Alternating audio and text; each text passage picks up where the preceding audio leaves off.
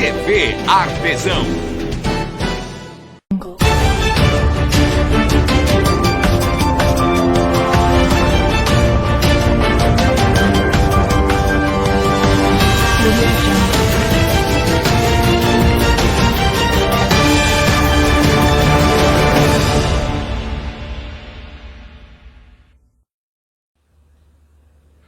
Olá, eu sou o professor Antônio, sou um correspondente da TV Artesão e apresento para vocês, que já nos conhecem, o programa Artesão na Política. E eu gostaria de começar esse programa lendo uma mensagem de um grande pedagogo que foi Rubem Alves, que ele nos diz assim: há escolas que são gaiolas e há escolas que são asas. Escolas que são gaiolas existem para que pássaros desaprendam a arte do voo. Pássaros engaiolados são pássaros sob controle. Engaiolados, o seu dono pode levá-lo para onde quiser. Pássaros engaiolados sempre têm um dono. Deixaram de ser pássaros porque a essência dos pássaros é o voo. Escolas que são asas não amam pássaros engaiolados. O que elas amam são pássaros em voo. Existem para dar aos pássaros coragem para voar. Ensinar o voo, isso elas não podem fazer, porque o voo nasce dentro dos pássaros. O voo não pode ser ensinado, só pode ser encorajado. Rubem Alves. Então eu comecei o programa Artesão na Política, porque hoje é um grande privilégio, uma grande satisfação. Estarei conversando com o nosso convidado especial, que é o professor Rogério Joaquim. Ele é um professor de uma disciplina que algumas pessoas gostam e outras têm um pouco de medo, né, digamos assim, professor, que é a disciplina de matemática. Então, nesse primeiro momento, eu vou passar a palavra para o professor Rogério Joaquim, professor de matemática, para que ele explique um pouco quem é o Rogério Joaquim, como se formou inicialmente, né, e como iniciou sua carreira, professor, no magistério. Fique à vontade para conversar com os nossos ouvintes. Bom, primeiro, obrigado pela oportunidade, Toninho. Eu comecei no magistério lecionando matemática em 2014, mas antes disso eu já lecionava em cursos profissionalizantes, escola de informática, curso de formação profissional, eu sempre lecionei.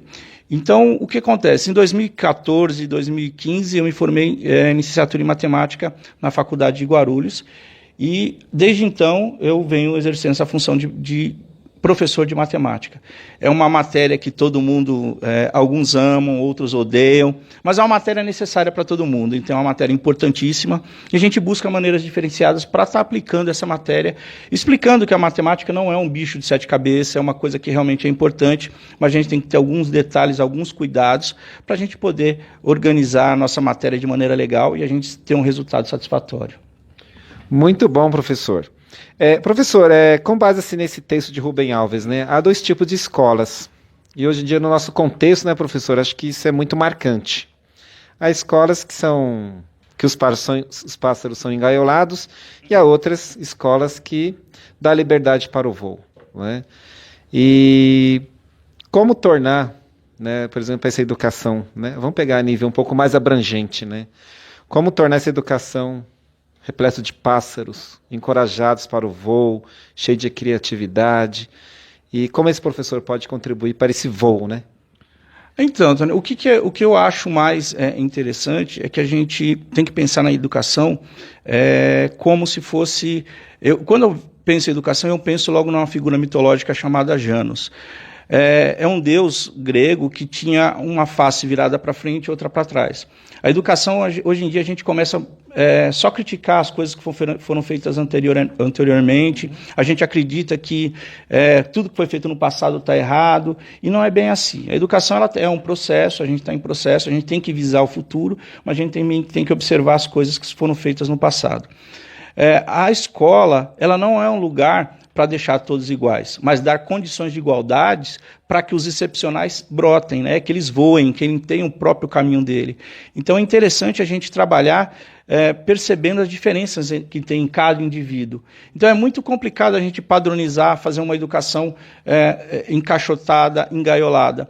Só que esse processo de individualização, de conhecimento, de reconhecimento do indivíduo, é um processo demorado, complicado, que demanda muito tempo, demanda organização do professor, uma boa preparação de aula. A profissão de professor não é uma profissão fácil, tranquila. Quem quiser começar no magistério tem que ter essa ideia, que é uma profissão que demanda muito trabalho, demanda esforço, conhecimento do ser humano, de como que o ser humano é, de como ele interage. Então a gente tem que ter esse relacionamento, esse feeling. Dar aula é uma arte, então a gente tem que estar atento nos detalhes para a gente poder conseguir um resultado adequado, um resultado satisfatório na educação. Professor Rogério, acho assim, tanto eu quanto você, a gente compartilha de que realmente a gente tem que amar a profissão realmente, né? É uma profissão, que nem você acabou de mencionar, difícil. Difícil. Você tem que amar, você tem que interagir com os alunos, você tem que dialogar, você tem que acreditar sempre no ser humano, na capacidade que ele tem, que muitas vezes está adormecida lá, essa capacidade. E o professor, ele entra com esse papel fundamental, né? O de despertar o conhecimento. E aí, você mesmo mencionou a arte de lecionar, né? E nós sabemos, professor, né? Eu pude pesquisar um pouco do seu trabalho no YouTube, e nós vamos falar de alguns projetos que você desenvolve com o intuito e com o objetivo de, né, ajudar essa galera toda aí. E eu sei que você é um professor muito querido. Por onde você passa, os alunos gostam muito da sua pessoa, né? Gosta muito, e isso é um bom reconhecimento, né? Professor, vamos falar então do seu canal no YouTube primeiro. Como ele foi criado, por que ele foi criado e qual o público-alvo? O canal, inicialmente, não era a ideia de ter um canal. O que aconteceu? Eu estudava, né, na fase de faculdade ainda, eu comecei a ter contato, eu tinha algumas dificuldades em algumas matérias, como alguns amigos também tinham, e a ideia foi criar alguns vídeos para dar de apoio, para a gente criar um grupo de estudo. E com isso a gente foi criando um formato, a gente foi trabalhando, a gente foi gostando daquilo. E o meu TCC, meu trabalho de conclusão de curso, foi sobre isso, foi como criar e compartilhar videoaulas. Então, a partir daí, eu comecei a testar vários formatos, eu comecei a ter um bom retorno, o pessoal começou a gostar das aulas, então a gente vai aprimorando. Hoje o canal ele tem... já tem um número de 530 inscritos, mais ou menos, a última vez que eu observei. A maioria dos inscritos são alunos, eu não faço uma divulgação muito grande do canal, mas assim, eu divulgo só entre os alunos, porque é mais um canal de tirar dúvidas, de falar um pouco de educação, então é um canal muito específico, e ainda mais de uma área de matemática, então é um canal muito específico. E o que acaba acontecendo? A gente acaba tendo um retorno legal, isso dá um ânimo para a gente continuar e fazer mais matérias, fazer mais resolução de exercícios. E agora, recentemente, eu inscrevi meu canal no YouTube Edu, que é uma plataforma que faz parte da Fundação Lemon, a Fundação Lemon que está organizando, que também ela tem um projeto junto com a Khan Academy, e meu canal foi aceito pela curadoria, que um formato, um padrão aceitável por eles, e eles estão entrando nessa plataforma agora. Então a tendência é que eu coloque mais vídeos, que eu tenha um outro olhar, tenha uma outra frequência para poder manter esse canal aí. Mas é um canal legal de dúvidas que a gente tira para os alunos, mais voltados realmente para o aluno. Essa é realmente a intenção de conversar com o aluno, porque às vezes o aluno, dentro da sala de aula, ele está assistindo aula.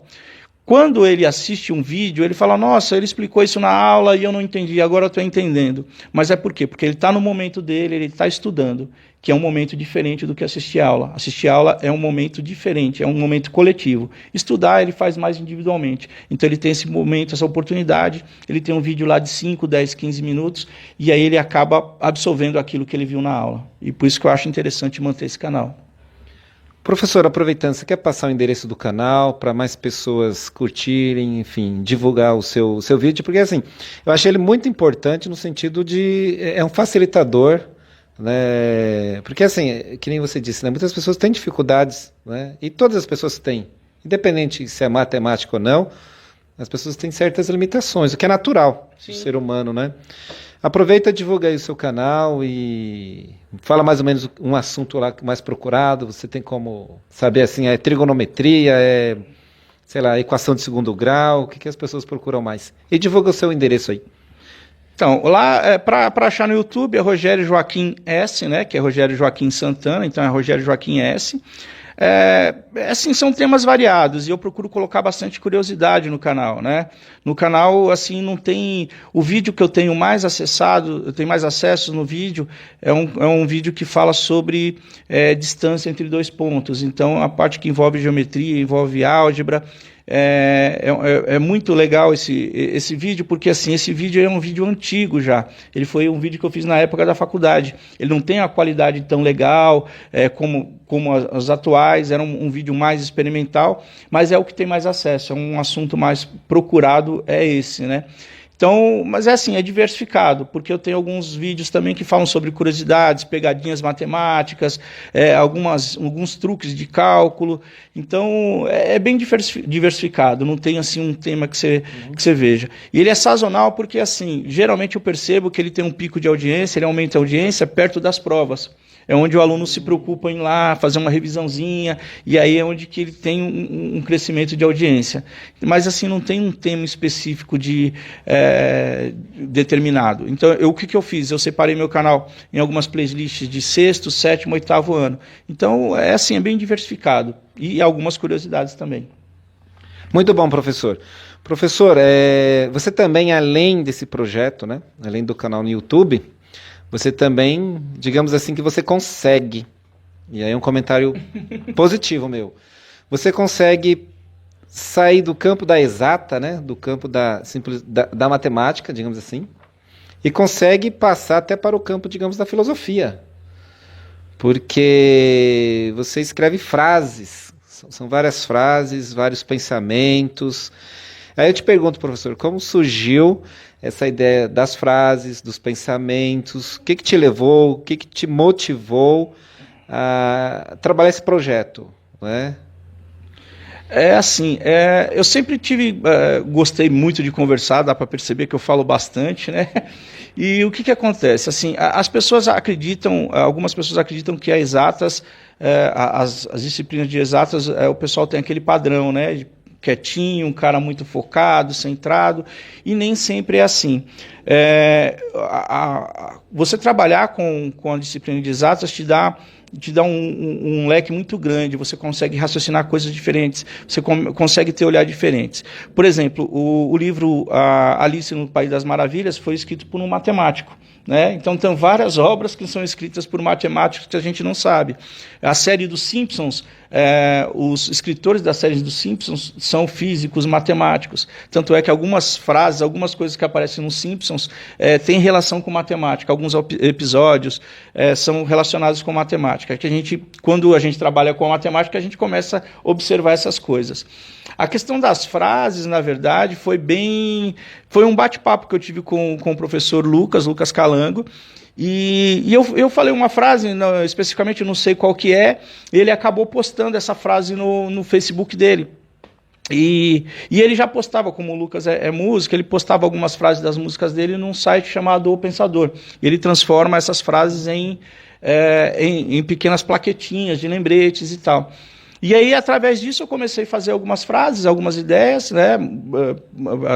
Sempre conversando com algumas pessoas, a gente sempre tinha algumas ideias, e algumas ideias relacionadas à educação, algumas mensagens que a gente quer passar, a gente tenta sintetizar isso nas frases. Então, foi aí que surgiu mais essas experiências aí de fazer essas frases. Aí quanto a estar trabalhando junto na área filosófica, porque a matemática também é um ramo da filosofia, né? Surgiu através dos pensamentos filosóficos. Então, está ali, está dentro do nosso escopo. Então, não é uma coisa tão diferenciada, né? Mas assim, é uma coisa que eu gosto de fazer também, porque você consegue impactar, você consegue chegar mais, você consegue dar mais um recado mais direto às pessoas. De repente, ela não tem aquele tempo todo para ver alguma aula, para ver alguma coisa, para entender uma ideia. Você sintetiza uma frase e aí você consegue abranger mais, atingir mais as pessoas, né? É o que eu acho. Olha, professor, eu fiquei surpreso. Eu confesso que eu assisti várias vezes Alice no País das Maravilhas, mas nunca pensei que fosse um matemático que tivesse desenvolvido um filme tão bonito, né? E assim, e não tem quem não goste, né, desse filme de Alice. Olha, fiquei surpreso. Dos Simpsons, um físico. Matemáticos e físicos. Matemáticos e físicos. E é engraçado que essa semana eu estava lecionando para o 6º ano e a introdução de ciências era justamente essa questão de Aristóteles, que ele era astrônomo, físico e outros mais, né? Isso. Assim, realmente a gente não para pensar, né? De como as matérias elas acabam se interligando, né? Que nem, por exemplo, eu assistia lá na Alice no País das Maravilhas, tinha a questão do chapeleiro lá, que ele ficou paralisado lá por conta do tempo, né? E verdadeiramente está relacionado com a matemática. Eu nunca tinha... Estou surpreso aqui, né? Confesso, estou surpreso. E, professor, assim, quais as qualidades de um professor hoje em dia? Além de conhecimento, além da questão, acho que, de interagir com os alunos, né, professor? Sim. Porque acho que os métodos, a didática tem que mudar, né? Uma vez um professor comentou assim comigo, esses alunos não são os mesmos de 1960. Aí eu falei para ele, de fato, professor, realmente não são, né? Então, assim, muitas vezes a gente pensa em educação lá em 1970. Hoje em dia já não dá para pensar em educação desse modo, né? A educação está muito avançada e acho que vai avançar muito mais ainda, né? E quais seriam, então, essas qualidades hoje, para quem já é professor e muitas vezes não se achou em sala de aula? Que isso acontece, né, professor?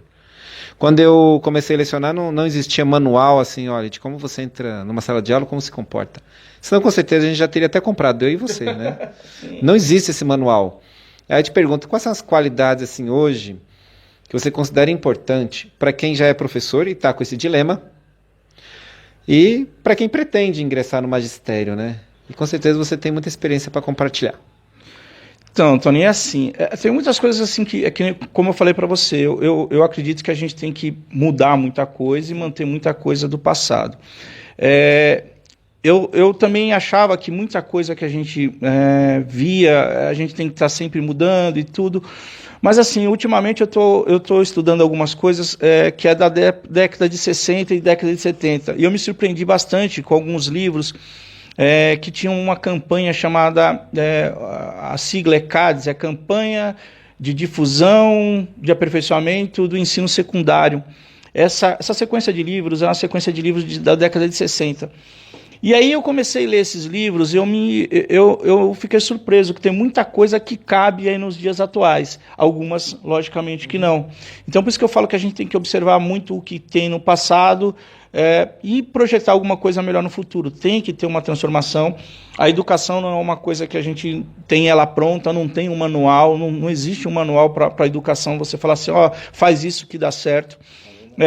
Vídeos, nossos planejamentos, a gente planeja uma aula para o 6º A, a mesma aula a gente planeja para o 6º B e o resultado não é o mesmo, né? São questões diferentes, são turmas diferentes, então a gente tem que planejar a aula. Acho que é uma coisa que tem isso desde dos anos 60, dos anos 70, eles batem muito em cima disso, desse planejamento, então tem que ser feito esse planejamento. A preocupação com o aluno, você se colocar no lugar do aluno, você ter empatia, você pensar, poxa, qual que é a dúvida que o aluno pode ter? O que o aluno pode perguntar para mim? Qual que vai ser a dificuldade? Como que o aluno pensa hoje em dia? Então são questões que realmente não são simples, são questões complexas. E o professor, na minha opinião, ele tem que se preocupar naquele foco da sua disciplina, mas ele não pode deixar de entender o contexto social que o aluno está ali, que o aluno convive, quais as dificuldades do aluno. É lógico que você não pode, na minha opinião, você tentar sempre formatar a sua aula dependendo só do aluno, porque assim, o aluno já tem um conhecimento que ele tem na rua, ele está na escola para ele trazer um outro tipo de conhecimento. Eu não sou totalmente a favor a sempre trazer tudo que é da rua para a sala de aula, porque o aluno ele está em busca de um conhecimento que ele não tem na rua. Então a gente tem que pegar o nosso conhecimento, o conhecimento científico, fazer uma transposição didática e transformar aquela informação, conversar com o aluno, construir um conhecimento através dessa base. Então eu acredito que a gente tem que ter um bom planejamento de aula e um bom relacionamento com o aluno. A partir daí você vai moldando dependendo da turma, e aí você tem que estudar metodologias novas, você tem que ver o que você pode aplicar. Então a gente tem muitos recursos hoje em dia que a gente pode estar trabalhando, a gente pode mesclar. Então, por exemplo, eu vejo alguns professores falando, não, eu trabalho somente, talvez, no construtivismo, o outro, mas assim, eu acho que são uma mescla, porque cada turma é diferente. Então, o professor tem que ter planejamento, um bom relacionamento com o aluno e tem que ter um feeling para poder mudar a conversa, para poder trabalhar, manejar a sala de aula, que essa é o tema que eu acho mais legal, para você manejar, para você trabalhar dentro da sala de aula de uma maneira mais que o aluno entenda, né? Que o aluno tenha assim, a percepção do que você está falando. Então, eu acho que são esses 3 itens. Eu acho que são planejamento de aula, bom relacionamento com o aluno e a capacidade de você interagir de situações diferentes, de improvisar, de trazer as coisas que os alunos estão vendo no momento. E é interessante que isso eles começam desde o 6º ano, né? Ele já começa com que ele já traz essa bagagem, né? Sim. Conforme você mencionou, professor. E se a gente ficar naquela mesmice lá, é meio perigoso.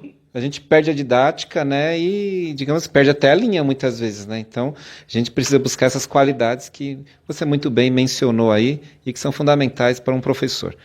Deixa eu aproveitar aqui, antes que eu esqueça também, quero mandar aqui um abraço para mais professores de matemática também, aproveitar aqui o momento, né, mandar um abraço para o professor Adilson Barbosa, né, para a professora Raquel do Colégio Gênesis, para a professora Cristiane do Colégio Jardim Aricanduva.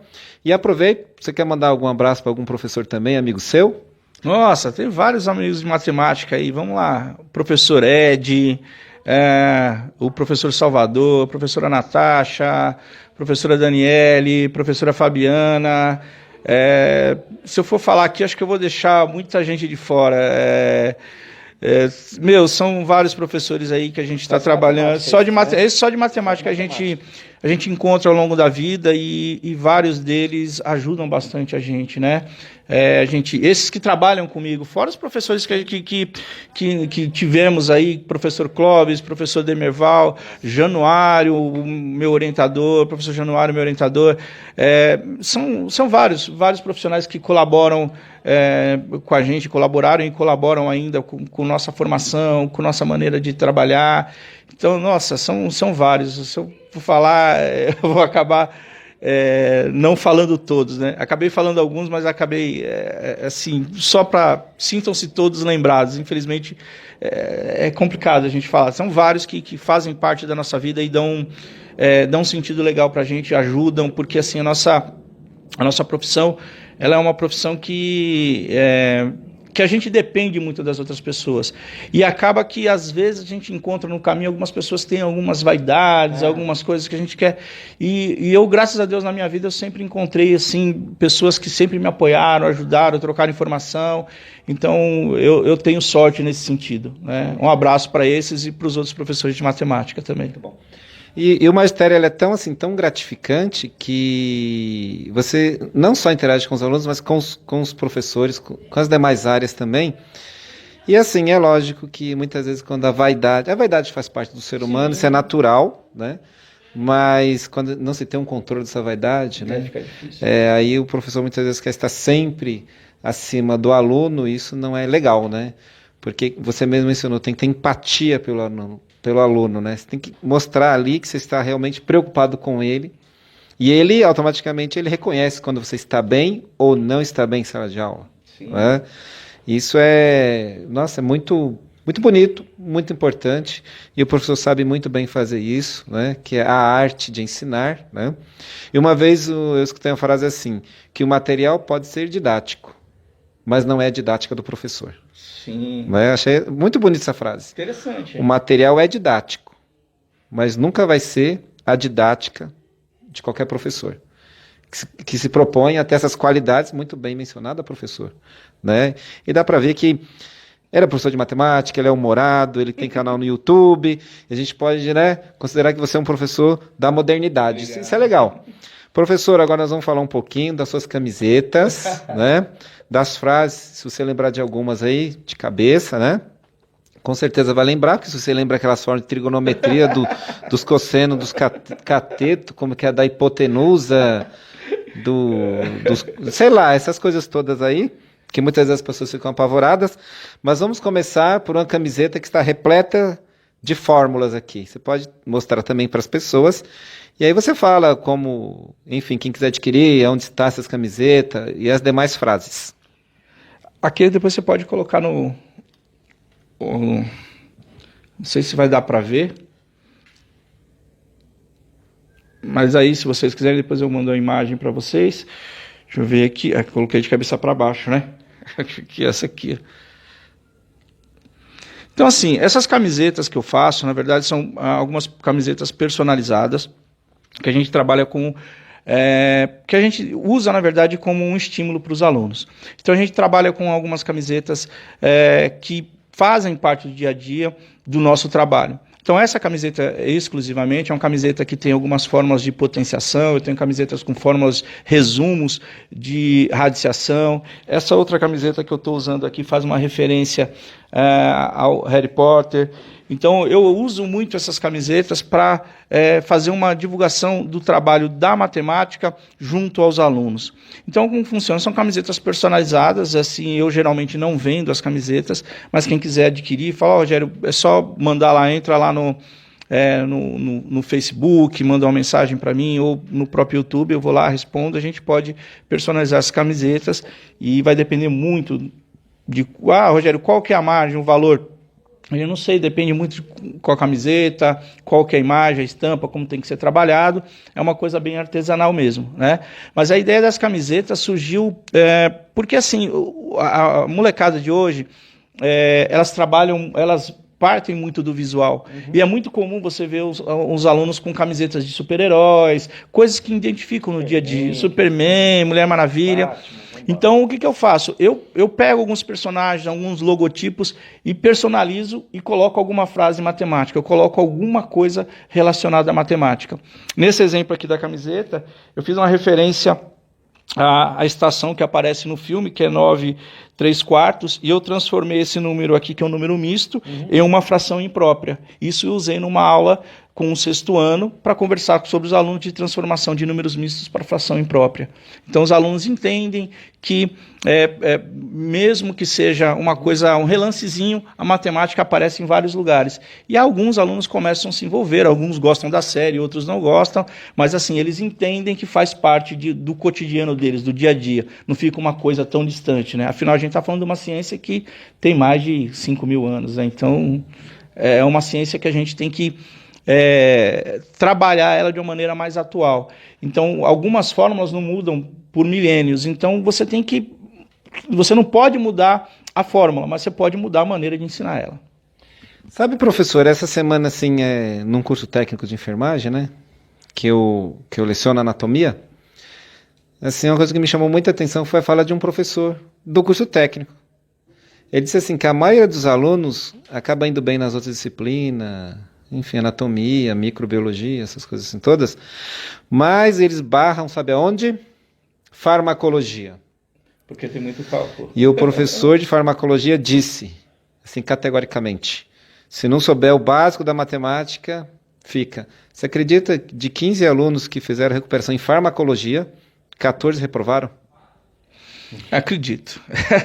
Acredito. E assim, a matemática, ela é assim... o que eu penso sobre o ensino da matemática?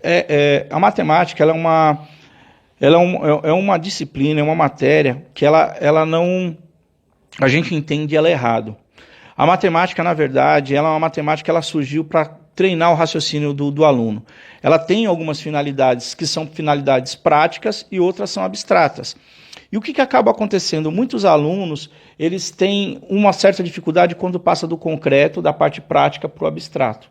Isso começa a ocorrer quando passa a partir do 6º ano. Você pode perceber que quando o aluno chega no 6º ano, a grande maioria não vai mal em matemática. Mas a gente começa a ver conceitos que começam a ser mais abstratos. No 7º ano a gente começa a ver conceitos de números negativos, aí depois você tem raízes quadradas. São coisas que você não vê diretamente no dia a dia. Mas o que a gente precisa entender é que a matemática ela é como se fosse uma escadinha. Uma coisa faz... é uma ligação da outra, você tem uma sequência. Ela é uma matéria que, se você não tiver a parte fundamental bem detalhada, bem solidificada, você acaba tendo dificuldade lá no futuro, um pouquinho lá na frente. Então, o que a gente tem que trabalhar, principalmente na sala de aula, é essa parte fundamental, essa parte básica. Mas o grande problema é que essa parte básica, essa parte fundamental, ela requer muito trabalho, ela requer um pouco de disciplina, um pouco não, muita disciplina. Então, o que acontece? Tem um professor chamado, infelizmente faleceu há pouco tempo, o professor Pierluigi, e ele falava assim, aula dada é aula estudada no mesmo dia.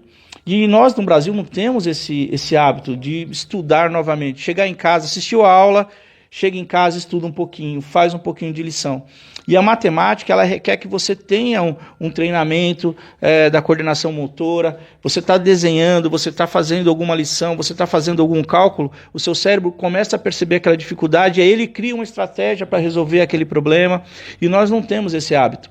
E a gente estuda muito para a prova. O que acaba acontecendo? Quando a gente estuda para a prova, passa de ano e deixa aquilo ali, esquece. Não treina mais, não utiliza. E quando a gente vai para um curso técnico que a gente precisa daquela matemática básica, a gente não teve aquela base, a gente não treinou o suficiente para aquilo estar arraigado no nosso conteúdo, no nosso campo de conhecimento. E a gente sofre um pouco mais. É verdade, aí infelizmente, eles choraram bastante, né? Mas o professor não voltou atrás, você acredita? Não voltou, porque não tem como voltar, né? Você vai formar um profissional da saúde, ele tem que saber a farmacologia.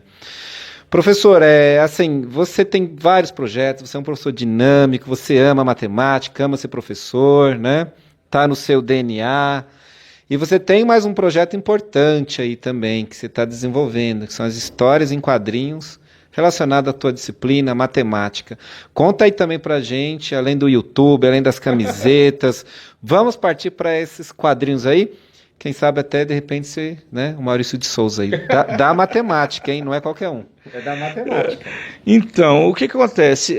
Assim, eu fico sempre procurando maneiras novas da gente poder se comunicar.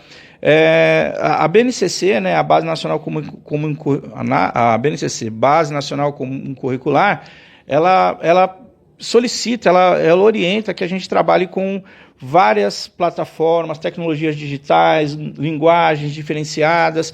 Então, o que eu fiz? Eu comecei a criar alguns quadrinhos, pequenas histórias, na verdade eram pequenas imagens, criava alguns memes, e esses memes eu comecei a distribuir para os alunos, só que assim, eram coisas isoladas. E aí, agora, recentemente, eu tive a ideia de fazer 4 imagens, uma sequência, e criei como se fosse uma historinha em quadrinho de 4 quadros. Então, o que eu estou fazendo agora? Eu estou pedindo para os alunos, certo? É um projeto que eu estou solicitando para os alunos vão desenvolver alguma coisa relacionada com matemática, usando tecnologia digital e criando uma linguagem de comunicação através dos quadrinhos. Então, é um projeto que é em parceria com os nossos alunos, então não é um projeto assim meu, do professor Rogério, a gente está contando com a colaboração dos alunos, é um projeto que está valendo nota, mas assim, o que eu quero com esse projeto é que os alunos desenvolvam outras habilidades além da matemática e possam, né, se comunicar, entendendo que a matemática também é uma linguagem de comunicação. Perfeito. E eles gostam, né, quando você parte para essa área, né, do desenvolvimento de quadrinhos, eles gostam muito, né? Professor, quer reforçar de novo a sua rede social, que acho que é importante, né, para a divulgação? Então, é Rogério Joaquim S, né, Rogério Joaquins, tanto no YouTube quanto no Facebook. Caso queiram mandar algum e-mail, é prof.rogeriojoaquim@gmail.com, prof.rogeriojoaquim@gmail.com. Estou à disposição aí do que vocês quiserem, perguntas, dúvidas, de trocar ideia, bater um papo, né, aprender, aumentar nosso campo de conhecimento, que faz parte, a gente só começa a aprender quando a gente troca ideia, a gente constrói conhecimento dessa forma. Eu não acredito que a gente, passando uma informação, a gente está ensinando alguém, a gente tem que fazer uma construção do conhecimento, o aluno tem que pegar aquilo, colocar dentro do contexto que ele imagina que seja, e fazer uma adaptação para ele poder usar aquele conhecimento, porque o conhecimento não adianta você não trabalhar com ele, você não ter você pode até não ter uma aplicabilidade para ele, mas ele tem que ter alguma serventia para você. Ele pode criar uma estrutura, uma organização mental, um redirecionamento na sua vida. Então, eu acho que só assim que a gente consegue fazer uma educação legal. Sempre compartilhando, conversando e tendo novas ideias, né? É verdade. E uma coisa que eu sempre falo, professor, é assim, que o conhecimento ele nunca pode ser acumulado, ele tem que ser sempre compartilhado, né? Conhecimento tem que ser sempre disseminado, compartilhado, né? Passar de geração para geração. E, professor, assim, voltando na BNCC, que é a Base Nacional Comum, né, curricular, faz tempo que a gente não tinha uma mudança tão grande no ensino fundamental 2, né? Sim. Até então se falava-se da reforma do ensino médio. E muitas vezes ficou focado somente lá no ensino médio e o Fundo 2, né, sempre passava meio que despercebido. E aí eu vejo a importância, né, dentro dessa reformulação, que mudou muitas coisas, né, a importância do professor com a sua didática, com a sua criatividade, com seus avanços, com as suas ideias, e você muito bem representa isso na matemática, né? Eu tenho me esforçado, sabe, assim, na minha área de ciências, que é um pouco mais, digamos, fácil em relação à matemática, né? Eu tenho feito, assim, muitas atividades, muitas aulas práticas, porque não adianta eu estar falando de foguete se eu não soltar um foguete para o aluno, se eu não fizer um foguete disparar, né? E eu montei um com gelo seco, foi o maior sucesso, né? Quase foi um fenômeno da rede social. Mas, assim, tô brincando, né? Lógico que não foi um sucesso, porque tudo que é relacionado às ciências não é sucesso, né? Mas assim, foi uma tentativa de mostrar para o aluno a importância da praticidade, de que o teórico é importante, a fundamentação é importante, você conhecer o teórico, mas o prático ainda, hoje em dia, tem um apelo muito grande, né? E aí o pessoal fala, mas ciência dá para fazer. Aí eu falo assim, não, mas todas as matérias vai da criatividade, da didática, do planejamento, de gostar do que faz. E você expressa muito bem isso na matemática. Obrigado, Toninho. Mas assim, assim, são disciplinas que são realmente assim diferentes, né? Mas todas elas têm a dificuldade para você mostrar na prática, você tem que buscar recursos. Algumas coisas não tem como você mostrar na prática, então a parte teórica é importante, não tem como você fugir disso. A matemática tem muita coisa abstrata, então a gente não tem como mostrar na prática. Então muita gente faz um discurso na didática geral. É legal a gente falar assim que tem que ser uma aula contextualizada, que tem que ser a ver com a prática do aluno, mas o conteúdo que a gente tem que trabalhar na matemática, algumas coisas são abstratas, então não tem como a gente aplicar isso na sala de aula, tudo, não tem como a gente mostrar tudo. Mas as que são possíveis, eu acho que a gente tem que fazer uma força para tentar deixar o aluno mais confortável, ele atuar dentro daquele campo onde que ele conheça, mas assim, geralmente matemática é mais complicado. Então, não que seja impossível, mas sempre tem uma dificuldade. O que eu utilizo muito hoje são demonstrações digitais. Então, você tem alguns recursos que podem fazer você demonstrar alguma coisa, que assemelham à prática. Mas, é uma coisa que também ainda continua sendo abstrata, porque é uma representação. Mas, assim, a gente sempre tem que buscar mais, sempre fazer isso, transformar a parte prática para o aluno poder ter um reconhecimento daquilo que ele está fazendo, ele entender que aquilo pode ser usado em prática. E as coisas que não forem práticas, que sirva para ele reorganizar, se reestruturar, ter um pouquinho mais de vivência na vida dele. Perfeito. Antes que eu esqueça, professor, daqui a pouco vou te passar para as considerações finais, aí você vai poder mandar abraço para quem você quiser também, agradecimentos.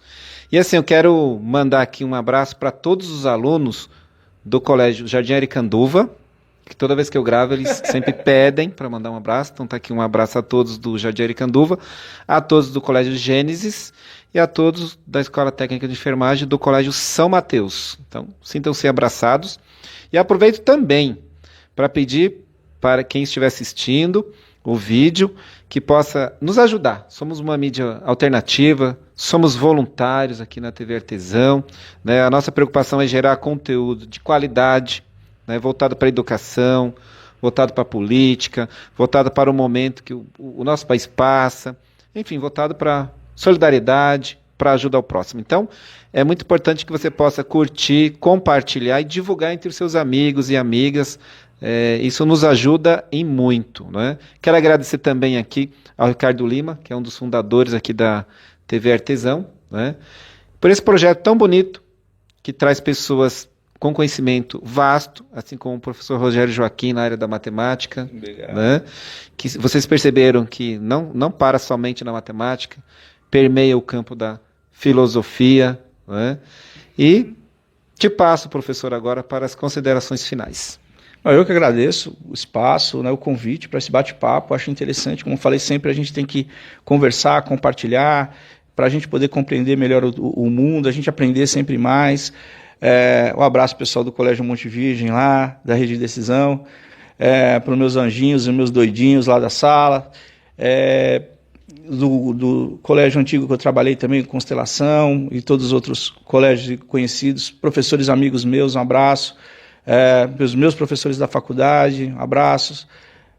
Agradecer minha família também, que me apoia bastante. A gente não pode esquecer disso, porque a gente às vezes não tem final de semana, a gente não tem dia para ler um livro, para fazer uma matéria, para preparar uma aula, e a gente tem que entender que nossa família é o suporte para tudo isso. Os amigos também entendem que às vezes você tem que estar ausente em determinados momentos, mas é porque você escolheu uma profissão que ela exige de você. Ninguém é professor só 5 horas ou 6 horas por dia. Professor, às vezes está na praia, vê alguma coisa interessante da matéria dele e fala, poxa, eu vou usar aquilo.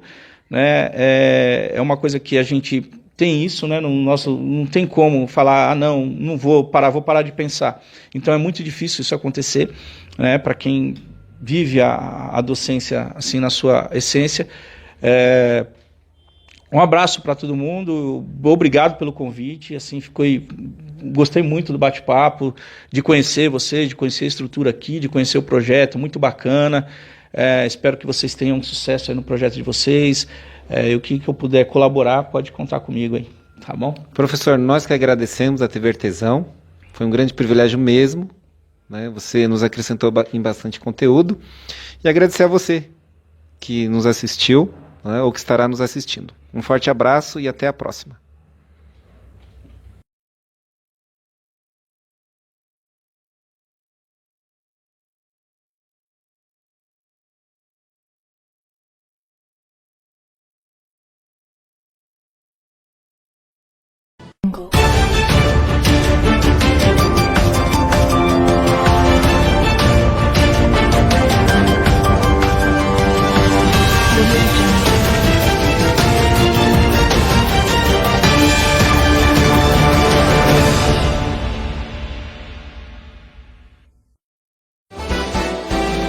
TV Artesão.